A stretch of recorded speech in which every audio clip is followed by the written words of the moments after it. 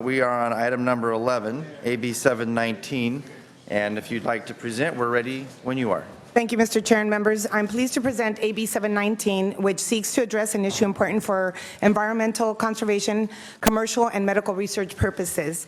Under current law, the sale of importation of goods made of alligator and crocodile parts would be completely and totally banned in California at the end of the calendar year.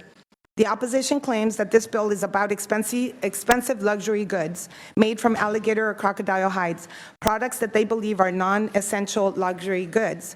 I do not own any of those products, but I do care about the amazing medical research that is being conducted and the need to pass this bill so we do not eliminate or increase the cost of that research. Two other quick points. We must not forget that those products are sold by both large and small businesses in the state. There are 450 manufacturers of small leather goods here in California that use these legitimate hides for their businesses and help working people put food on the table. Also, our state and local governments receive an estimated $25 million in sales and use tax revenues from these sales of those products. How are we going to replace the revenue of those sales of products are banned? This bill would extend the current law sunset by 5 additional years and require that those consumer products be accompanied by a consumer disclosure. The sale of these products is banned in California. It is estimated that the farmers will experience a 25% reduction in these revenues.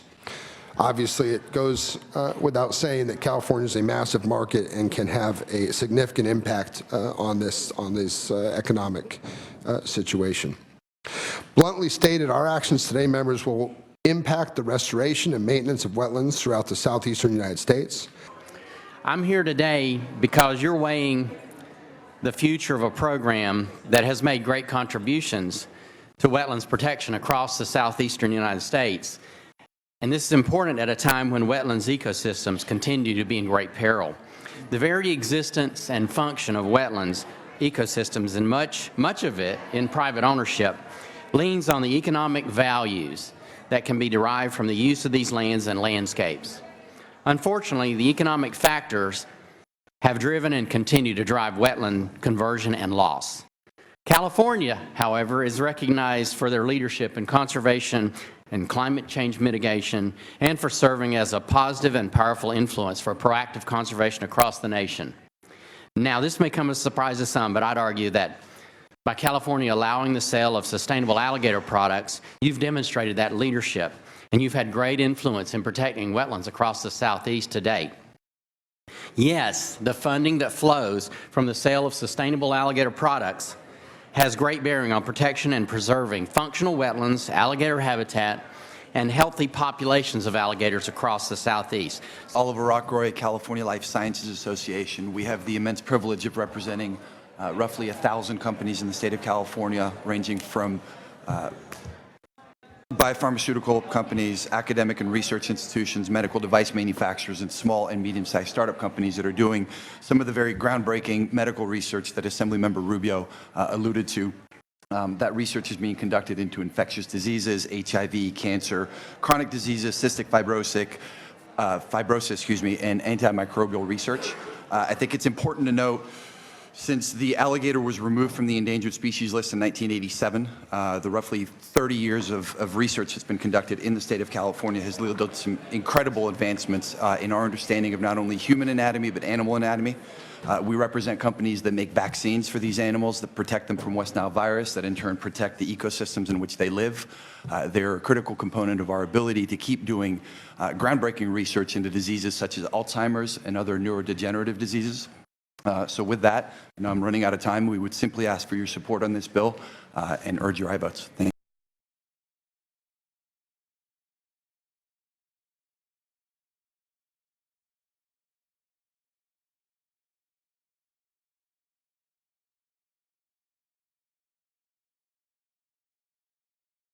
Good morning, Mr. Chair and members. Jennifer Fearing here today on behalf of Defenders of Wildlife, urging your no vote on this bill.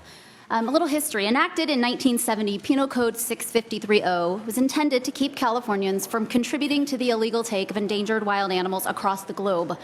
There are 26 species of alligators, crocodiles, caimans, and gharials listed and protected under the Convention on International Trade in Endangered Species, or CITES. AB 719, like AB 527, which stalled in the Assembly earlier this year, undermines the goals of Penal Code 653.0. While recovery of the American alligator, as we've learned, is a success story due to the efforts of many and the protections afforded by the Federal Endangered Species Act, wild alligators and crocodiles and caimans that live outside of the United States aren't faring so well. Those animals face significant threats from habitat loss and illegal killing to fuel market demand for skins and products made from their skins. In an analysis of wildlife shipments from Latin America seized in the United States between 2007 and 2017, Defenders of Wildlife uncovered a wildlife trafficking crisis and an urgent need to step up efforts to stop the pernicious trade in imperiled species. Caiman and crocodile skins were 2 of the 5 most illegally traded animals. The pressure on their survival in the wild, driven by commercial demand for their parts, is significant. And the fact that they exist in high numbers in farms or in the wild in 1 or 2 states in the United States does not alleviate the fact that these animals are being driven to extinction outside of the U.S. Consumers and law enforcement officials cannot tell the difference between products made from legally farmed animals versus illegally wild-caught animals. In 1987, U.S. Fish and Wildlife Service ruling noted that small parts and products of crocodilian leather are nearly impossible to distinguish when made into goods, thus hampering the identification of legal alligator products from those of endangered or threatened crocodilians. Problems with identification could increase illegal trade in endangered crocodilian products. Past legislative analyses of prior extensions of this trade allowance noted ongoing concerns regarding enforcement of CITES and the Endangered Species Act. Enacting AB 719 would wrongly signal that such concerns have been adequately addressed when in fact they haven't been addressed at all. The amendment made hastily in the Assembly Water Parks and Wildlife Committee is frankly meaningless. All that amendment does is require that all alligator and crocodile parts brought into California are labeled to say they are CITES compliant without any way to confirm the veracity of that claim. Even though this industry has known from its inception that it was engaging in commercial trade of parts from animals facing global illegal trafficking risks, and has known for 4 years that its most recent extension was going to expire in California on January 1 of next year, and has known that wildlife protection organizations have raised alarms that the marketing of alligator and crocodile products was fueling the ongoing extinction of species outside the U.S., the industry has failed to even try to set up a credible, verifiable system. Essentially, this industry wants the legislature to give them a 4th exemption from California's illegal wildlife trafficking policy without doing anything meaningful in a state where cracking down on wildlife trafficking has become a law enforcement priority. The time has come for the legislature to say no. Thank you. Nicholas Sackett, Social Compassion and Legislation. I just want to say in 2016, I did complete my master's in CITES at the University of Baeza in Spain. And one thing you all must know is that CITES has no animal welfare or animal protection requirements. You can kill and slaughter an animal any way you want under CITES and be CITES compliant. We have access to investigations of alligator and crocodile farm investigations in Zimbabwe, Vietnam, and in Texas. We had, and all of these skins from those facilities went to Louis Vuitton and Hermes. Each facility confined animals in grim, barren, and totally unnatural conditions. In Vietnam, many crocodiles languished in cells smaller than the length of their bodies. The operation in Texas kept alligators in dark warehouses, in pits of putrid water that reeked of rancid excrement. Workers were supposed to shoot the alligators in the skull with a captive bolt gun to render animals insensible before sawing into them with box cutters. But during over 500 slaughters, this was not done one time. And they cut the alligators' necks and shoved a rod up their spinal columns in an attempt to pith or scramble their brains. The manager himself stabbed 4 conscious alligators with a knife to dislocate their cervical vertebrae as the suffering animals flailed and struggled. In Vietnam, workers electroshocked crocodiles in order to immobilize them, hacked into their necks, and rammed rods down their spines, not even attempting to destroy their brains first. We know that alligators have a very slow metabolism and they die very slowly. This is incredibly painful the way they are slaughtered. We know that they suffer immensely in these conditions. We know that they're not furry and cuddly like the animals that we are protecting in AB 44, but they feel pain all the same. With that, respectfully ask you to oppose this. Others in opposition, please come forward, and if we could just do name and affiliation. Samantha Hagia with the Humane Society of the United States, opposed to the bill. Thank you. Janet McCarthy, a volunteer district leader with the Humane Society of the United States in opposition to the bill. Thank you. Thank you. Karen Jacques, People for the Ethical Treatment of Animals, in opposition to the bill. Thank you very much.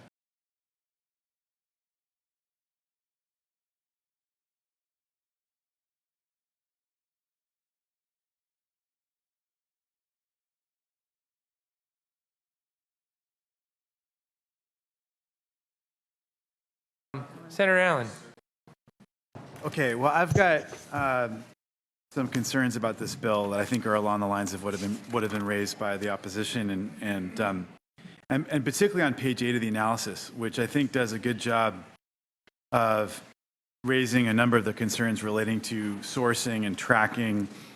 I'm also concerned about some of the ethical and welfare standards that have been brought up as well. I mean, I think in the end of the day, the concern out there is that this was passed back in the 70s because there was a fear, particularly relating to the endangered side. I understand that the endangered status has been removed with regards to the Louisiana-based alligators, but at the same time, there is a pretty robust illegal trade from other places where there doesn't seem to be the same kind of standards. And you know, the industry has been pushed over and over again to take substantive action in this area and has failed to do so. And I think they've just, you know, relied on being able to get extensions to the sunset over and over and over again. And I think, you know, my frustration is here they are again at the last minute. This thing is about to sunset again. You know, literally at the end of this year, and here we are being asked, oh, just give us a little bit more time. And my whole concern is, well, you know, what are we gonna do differently this time? Perspective I take is it's slightly different, just because if we sort of say yes again and then hope the industry comes up with some answers, I'm not comfortable with sort of banking on that promise. If there was a presentation before the committee, for instance, of a new RFID chip system or some other system that was actually up and running today, track and trace ready, I think we'd be having a slightly different conversation on that sort of species decline issue. The problem is now, if we authorize this in its current form, we're sort of, even if we conditioned it and said it can proceed, but you know, the industry shall come up with some tracking standard, we're still sort of making a forward-looking promise that we don't really have a guarantee that we can deal with the torture, because it is torture what's happening out in places like Vietnam, and I even heard testimony about Texas. And I don't want to sit here and also over-presume what we can do about Texas and Louisiana wetlands policy, because those state legislatures and state governments, I think, could be doing something about that. But I'm sensitive also to these carbon issues that are raised. And again, if we can sort of do that forward-looking analysis and say, okay, if we really start to collapse, for instance, a wetlands program or a research program, let's take a second look at it after this ban takes effect.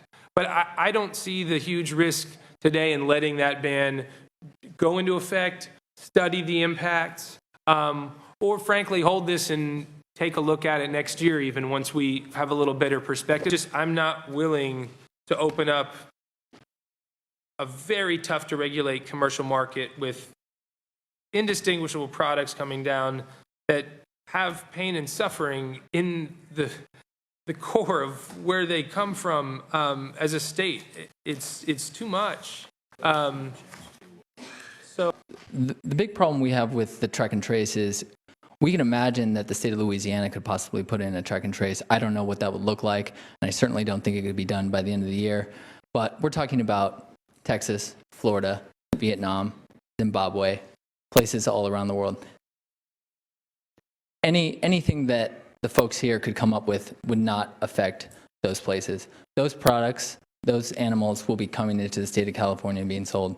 there's, you can argue that risk, the risk of further emboldening an international wildlife trafficking industry for 2 years to me, far outweighs that risk, and I think we can deal with that risk head-on right now in the context of this bill and doing a conditional extension on just the medical research piece, and then giving a shot clock on getting track and trace sanctioned up and running, and then revisiting this ban issue in the future. So I'm willing to solve that problem here. I just don't know, I can't go on blind faith or even any kind of faith right now in the Zimbabwean government or the Vietnamese government's compliance with putting RFID chips in, these Crocs. I mean, we have a tough enough time enforcing labor laws and all the rest of it. So that's where my only disagreement with everything you said is I don't think the status quo is working. And I'm not willing to extend the status But quo. why isn't it working, though? That's my question. Because there's a $100 million or more international illegal wildlife trade where animals are being cut at the back of their necks and rods are rammed down their spine. I mean, this is Vietnam. real stuff. No, and that's absolutely. coming into our commerce, and I don't want those products ending up in some Louis Vuitton store in the state of California. Right, agreed, but that's the Vietnam, and what we're suggesting is that those products not be imported give us time to do the track and But trace. the give us time allows it for that time. So that's the problem. Is when you say give us time, it gives us time to allow more of that product to come in. If you want to cut it off on the current statutory deadline and then set up a program, we can have that discussion. I'm very open to that, but it's the ordering of things. And I think we're going around in circles a little bit here, so I'm happy to also entertain that motion. I don't consider that hostile if you want to make that, but I can't be there on that kind of sort of 1 year, 2 year, and then the shot clock is here now.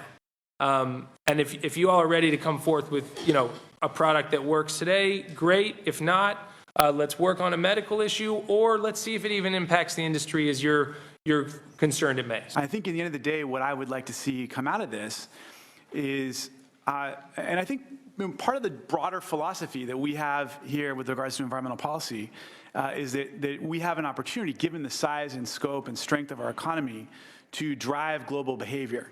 And if we can, up until now, it's our sense that the track and trace model that is inadequate.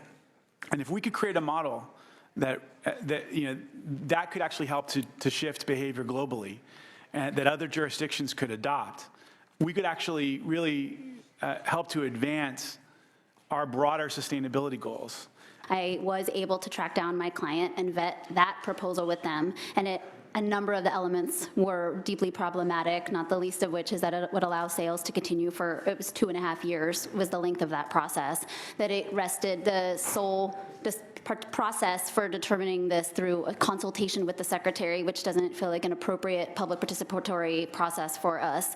And let's see, I'm looking for the rest of my comments. Oh, that exempting medical, pet food, and human food from any traceability program would be problematic in our view. So I've only received a text vaguely describing this alternative proposal to this, and I apologize, but I don't think that Defenders of Wildlife is in a position to remove our opposition based on the conversations this afternoon. Clear, the organization I work with, or I work on behalf of Defenders of Wildlife, I believe along with other environmental conservation organizations, NRDC, Sierra Club, CBD, and others, our primary concern is eliminating the possibility of California continuing to be allowing a legal market to have an illegal market flourish here. And during my prior testimony, I identified all the ways that that's happening now. And so for us, we are interested, and my clients have been in discussion with the proponents who chose to contact my clients directly a couple weeks ago and discuss it with them.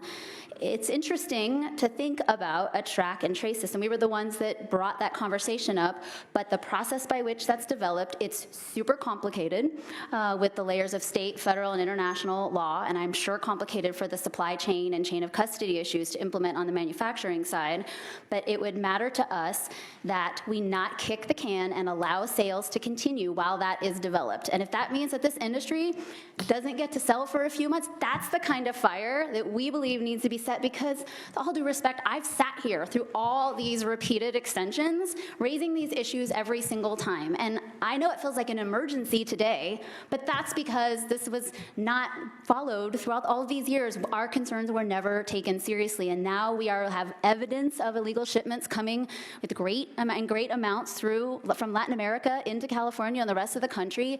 And if there needs to be a halt to sales temporarily to motivate taking this seriously, we're there to work on doing that. It's not a philosophical concern from the environmental conservation organization's perspective. It's a protecting endangered and imperiled species across the globe, which you, Senator, have actually championed in every other instance I've sat here and asked for those kinds of protections. So, and I appreciate that you do care about it. Thank you for that. We're really concerned about the animal welfare perspective, and we're concerned that a track and trade would not do anything for that aspect of the discussion.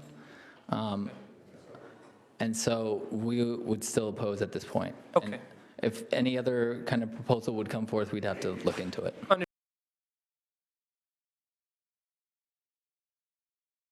Follow me along. In paragraph number 1, the date December 31, 2020, it changes to September 30th, 2020. That's change number 1. Change number 2 is in paragraph 4. Paragraph 4 says, I'll just read it, the current ban is amended to allow, right? It lists what it's allowed for.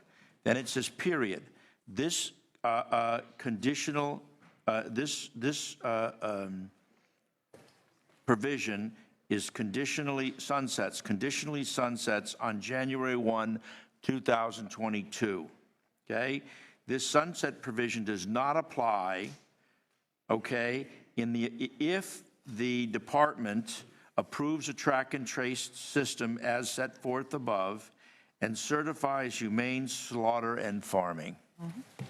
It applies, it's over if they don't certify. If they certify humane slaughter, then it is no sunset.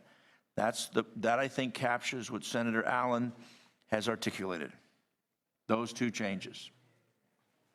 And then on number 3, because that allows a 12-month sunset extension, which seems to conflict with. By the department.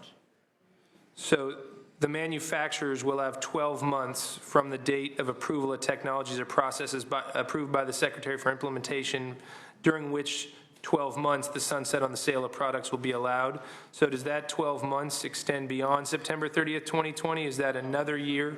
Oh, no, what's going to happen is if September 20th, the major sunset happens. In the meantime, September 30th. Excuse me. Yep. January 1, 2021, right? We're now January 1, 2022. In this window of 12 months, it actually harmonizes because the department has more time to determine. If the department determines it's no humane, then everything sunsets. I think we have to get some clarity, because you just said January 2022, but the September. In other words, that's exactly right, as it relates to paragraph 4. For purposes. For paragraph 4, but you'd be striking out the final line in paragraph 1. During this period, the sunset allowing sales is extended. If no proposals are submitted, the sunset ends in sale of products. Okay. Well, that's fine. Yeah, no, that's a fair articulation. So there it is. Yeah, Senator Monning.